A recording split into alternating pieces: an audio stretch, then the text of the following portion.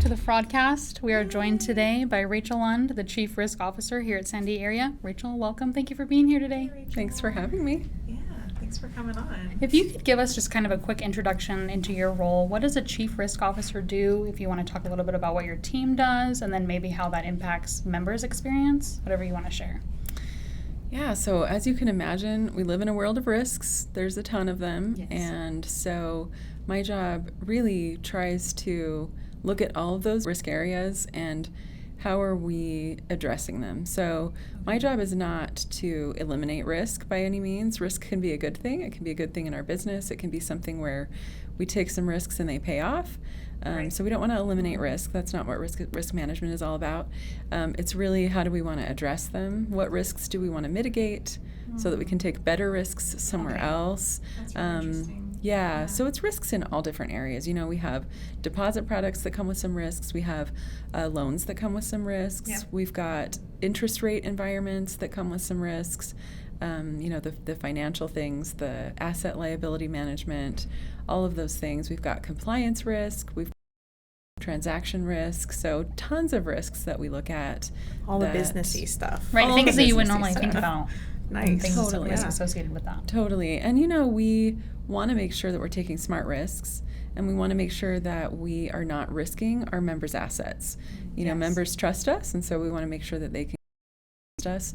And part of that is risk management. We want to manage the risks that might impact our members and their deposits with us and their loans with us, and make sure that we're taking care of our members in that way from a risk standpoint. Yeah, that's super important. How you approach Absolutely. those things that you wouldn't think Yeah. about, Yeah, so how you we're- approach them. We're go about it. safeguarding their money Right. and their investments by managing risk, but also just kind of carrying that forward into helping our members navigate the world Right. of risk. Yeah. Yeah, educating, which is what we've Absolutely. been talking about a lot on the broadcast, is educating our members. Yeah. Right. Yeah, so I guess that really just takes us into how we carry that forward to the members. How do we educate our members Yeah. about risk and fraud and Especially with Cybersecurity Scams. Awareness Month Yeah. this month, Yeah. October. I think the Fraudcast is a great way of doing that. I know we have a newsletter that we send to our members. Yes. And we have these seminars in October that we can help educate our members.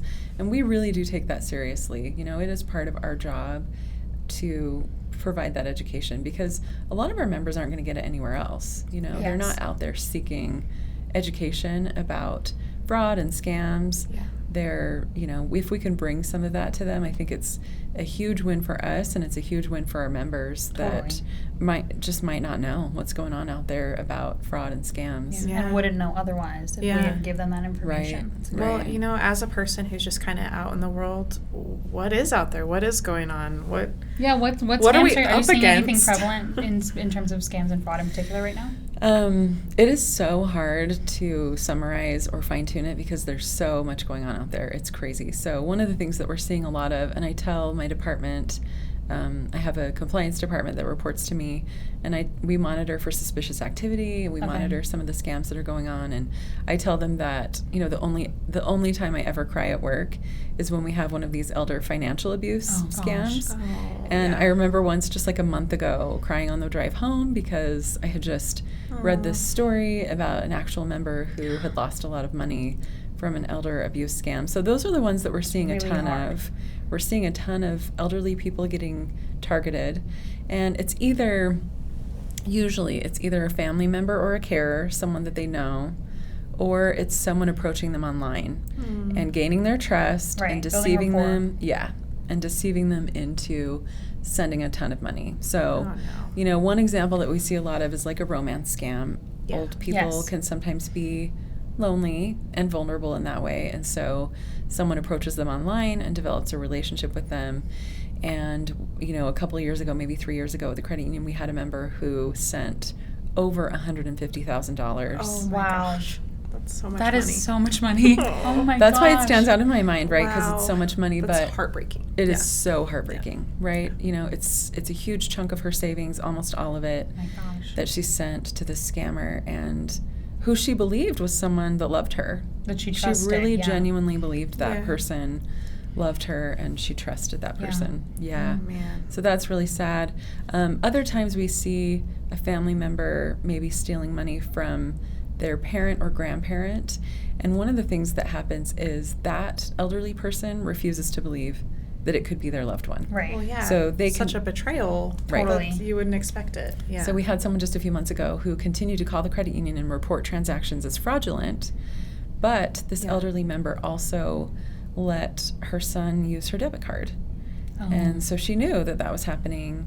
She did not believe that he was using it on the sorts of transactions that she was disputing. With malicious intent. yeah. Yeah. Mhm. Thought that she he was didn't being, understand he was misusing he was it. trustworthy. Yeah. Right, Thought that he was right. trustworthy. Right. Oh my goodness. So, and one time about a year ago, we had an elderly member who refused to believe it was their family member, but then we had ATM footage that we could the show this cameras. person and say, hey, look, actually this Whoa. is your son taking money out of your account at the Oh, no. ATM. Gosh. So it was kind of nice to have that because Yeah. we don't need it to be a gotcha moment, but we need these members to realize Yeah. this person Mhm. that you trust, that you think would never do this, is in fact doing Right. this. Cannot be trusted. Oh, that's just so Yeah. heavy. That's so hard.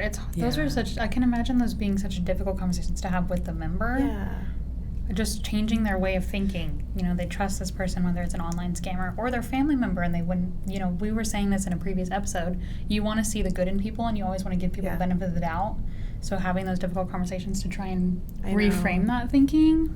That Yeah. seems. That's I so know hard. it's almost like you're like shattering someone's view of the world totally sometimes. their when it's- perception. true. Yeah, their Yeah. reality. That's true. That's really a lot to it's carry. hard. It's hard. And you know, the branch staff does a great job having those conversations. Definitely. When they suspect that a member is sending their money to some kind of scammer, we have a form that we make them fill out where we outline some of the scams that it could possibly be. We have a conversation with them. And then once they sign that form, you know, it's them saying, hey, even if this is a scam, I'm accepting the risk. I'm doing it anyway. But sometimes that form does help, and it makes the members think about it and say, oh, wait, maybe Second guessing maybe a this little bit. is, yeah, so that can help the member not make those decisions Yes. Right. sometimes. So it's a really great tool to have Yeah. those conversations that are so hard to have. Yeah. Yeah. Right. I'm so glad that we have those safeguards in place. I know that it doesn't always stop fraud from happening, Right. but it's certainly like But putting roadblocks in checkpoint. between Yeah. can make a huge yeah, difference. Yeah, causing that pause. You mentioned that, you know, a lot of times we're seeing scams like this with elderly members, but one thing I've learned as we've just been talking about fraud Right, and talking to researching people. it and just finding out everything we can, we've learned that scams can affect people of all ages. Like really no one is safe. We all kind of have to be aware and alert. Could you maybe talk a little bit about that? Like what kind of scams are you seeing In among- younger people, Yeah. I mean, we had talked about with David Frederickson, the branch manager of Columbus, he was saying that young people building relationships with a financial institution for the first time are also like a really prevalent Yeah. target for scams as well. Yeah, I agree with David completely. It's usually the very old and the very young that are more susceptible Gotcha. for totally different reasons. Wow. Right. The old people are attractive targets because they have more assets. They've been working. Right. They've finished their career a lot of times. They have money on deposit. And, you know, sometimes they have a fixed income, so it's harder for them to be targets, for them to be victims. They can't recoup that as much as the younger people could. Right. And so they're more vulnerable in that It's way. more devastating. Yeah. Right. Yes, It is more more to devastating. lose, I guess. Yeah. I would say. Yeah. But with young people, they are huge targets of these types of scams because they're digital natives. They have never not had a device in their hand where they can access the internet. They're trusting the internet. Right. They trust it so much. Mhm. Everything they've ever done uses the internet and uses those devices. So, you know, they use one for school. We teach them to trust their teachers and the education process, and so they're trusting of those things. You know, kids are getting phones earlier and earlier in their lives, Yes. and so the younger they are, the more naive they can be. I have two kids. I have one who's a teenager and one who's a tween, Mm-hmm. and my teenager has a phone, Okay. and he loves to respond to everybody who texts him. So Even people he doesn't know. Right. Strangers. Oh, okay. So he gets Oh, scam no. calls, scam texts, and you know, this is what I do for a living. And I give these presentations and I give these seminars. He's been to the seminars. So he's had some education. You know, we have these conversations He's probably at home. more informed than the average 14-year-old. That's what I would assume. like to think, yes. Yeah. But he still just, you know, thinks there's a person on the other end of this text.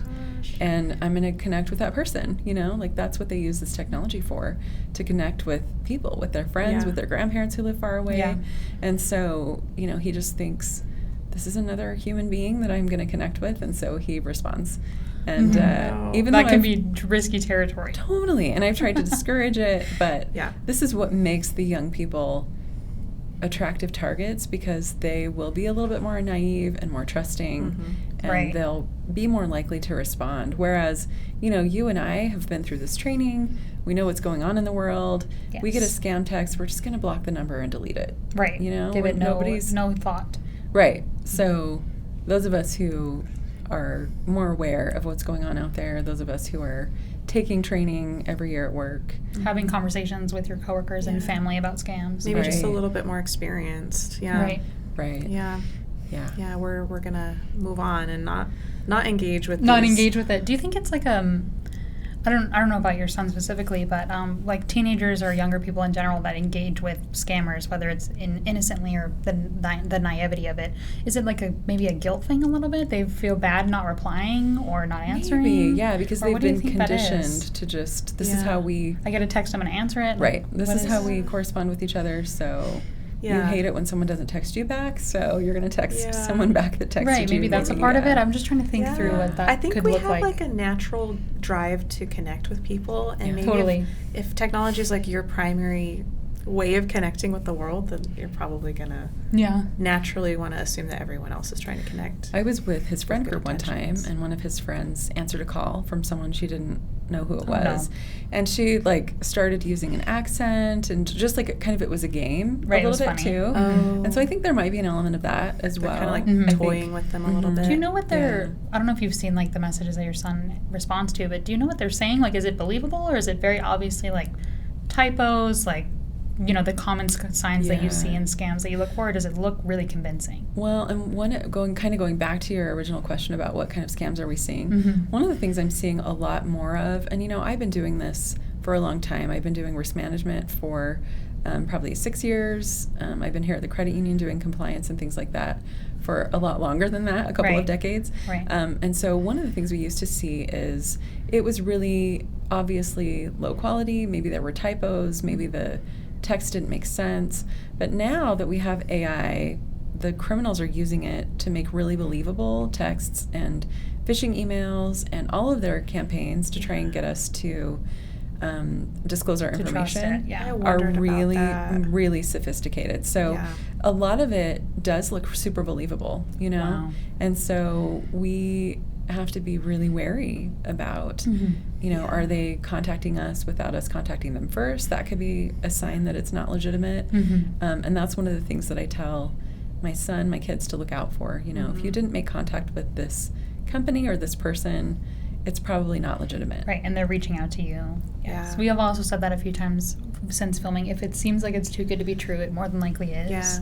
With certain situations. Some kind of enticing offer or some... Right, we were talking about property investment scams yesterday, and like those situations, or job scams. If it seems like it's the perfect position for you, it might not. You know, think twice about those things. And because the criminals have AI as a tool, and it's a free tool out there. All of us could use it for whatever we want at any time. So, of course, the criminals are leveraging it to make their scams look more believable. Of course. As if we didn't have enough to worry about. I know. Are you seeing that with like phone calls as well? I'm sure they're doing AI and kind of text messages, but are they using different voices over the phone? Have you seen any examples of that? Yeah, we've seen a lot of examples of, they call them deep fakes, where the criminals are trying to impersonate someone's voice specifically. That's terrifying. And they can even do it with your face. If they have enough footage of someone, they can put that footage into the AI tool, and then the AI tool can spit out that person saying whatever the criminal wants them to say. So it's scary. I don't like that at all. Right. You really need to just be cautious with, you need to have that extra layer of like uncertainty with everything kind of second guess. All this is so new and it's happened so fast. I think we all just have to collectively agree that we really don't know what to expect right now. We really don't know. We know we have to be careful. We know we have to kind of remain vigilant and stay skeptical of the world, but to what degree? I don't know. Does that mean like, do we stop posting? Where can we trust things? Do we stop posting our face online? You know, like what do we do? How how do we navigate this? Right. I don't know. I want to talk about, Rachel, I want to get your thoughts on like what we can do to kind of protect ourselves. I know we talked previously in a separate conversation about Cheyenne had the example of voice recognition, like to log into banking information. Yeah. And you had said that maybe that was better than a passcode. I also want to talk about saving your cards on different like payment apps. Yeah. What are your thoughts around those kind of things that we would normally do to make our lives easier that maybe we need to be cautious of? Mm-hmm. Yeah.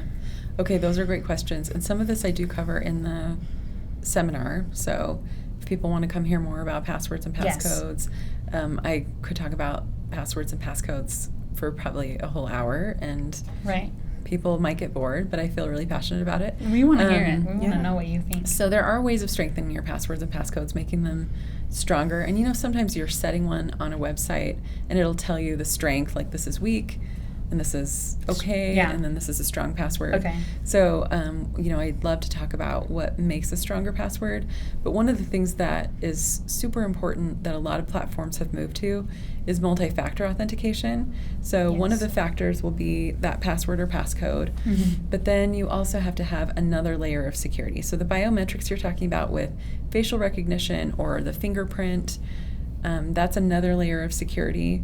The other option is where you have some kind of token, or you have like a pass key. Yes, something like that. a pass key, or even the one-time passcodes that they text to you. That's another layer. Oh yeah, the authenticator apps. Is that the same thing as sometimes my accounts make me set up like recovery emails? So it's like a secondary email that they'd have to verify. Right. So that's an avenue for them to send you a one-time passcode, and usually those have a really short usage time, like you have to use this in the next 5 minutes, or it's ineffective. The one on my phone that I use resets every 1 minute. Wow. So you have to use the one that's there before it moves on to the next one. So the multi-factor is to use the password or passcode and one of those other authentication methods. So whether that's the one-time passcode or a token or a passkey or biometrics, those are the other things that are really effective. That makes your account infinitely more secure than if you just have that password or passcode, even if you have a strong one. So strong passcodes are good, but adding that extra layer is what's really going to safeguard your account. And the biometrics are kind of scary because can we use deepfakes? We were just talking about deepfakes. Can we use deepfakes to replicate Cheyenne's voice or face so that when you're logging onto online banking, somebody could spoof it? And that's why some of the platforms are putting those time frames on it where you have to authenticate with a certain amount of time. So if you're putting it into the AI to make a deep fake, maybe there's not enough time to do that during the window that they give you. Say this phrase, I have to say it right away. I can't log onto a computer and make an AI type it in and then push play. Right. Because there are those time frames. So they're adding security measures to kind of combat the AI. And then with the facial recognition, sometimes what they're doing is making you do something with your head. You're blinking, you're shaking your head, tilting your head to whatever. the side. Right. So I couldn't use a picture of Cheyenne to try and You couldn't into use her a picture. account. Okay. Right. So it sounds like even though, we were just talking about AI, it's daunting, it's all new, it's kind of scary. Yeah, things are happening rapidly. It sounds like we have a toolbox that we can still leverage, and there's things that we can do to stay safe. And those are still safe. If you use your fingerprint to get into your phone, that is still a lot more secure than a passcode. And then when you have platforms where you can use those biometrics, I do think they're safe. And I'm not saying the technology won't advance so that it's even harder to detect the fake things. But right now, we are doing a pretty good job with the technology of keeping up with it. Yeah. I guess we just have to stay always learning and try to stay one step ahead. Yeah. And I want to go back to your question, Haley, about storing card information. Yes. So this is what I recommend. Sometimes when you put your card in on a website, it'll ask you, do you want your browser to store this information? And that is always a no. Always a no. Really? So don't store it in your Google or Safari don't or let whatever. it save your in your card Chrome or your Edge. Right. Okay. So I feel like I'm using my mom voice. Don't do that. Don't do that. Yeah. You can your soapbox moment. Don't do that. I know, right? But if it's storing it in a certain app, like a retail app, that is usually pretty secure.